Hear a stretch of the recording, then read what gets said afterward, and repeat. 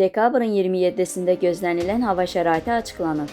Milli Hidrometeorologiya Xidmətinin məlumatına əsasən Bakıda və Abşeron yarımadasında hava şəraitinin dəyişkən buludlu olacağı, arabir tutulacağı, əsasən yağmursuz keçəcəyi gözlənilir.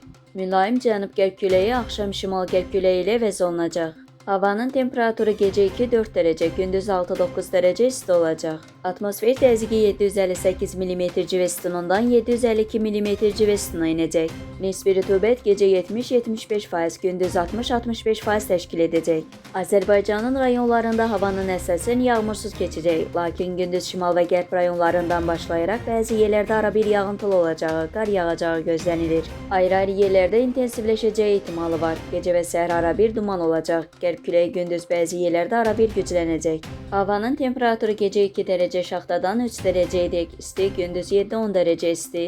Dağlarda gecə 5-10 dərəcə şaxta, gündüz 0-3 dərəcə isti olacaq. Gecə bəzi dağlıq ərazilərdə yolların buz bağlaması ehtimalı var.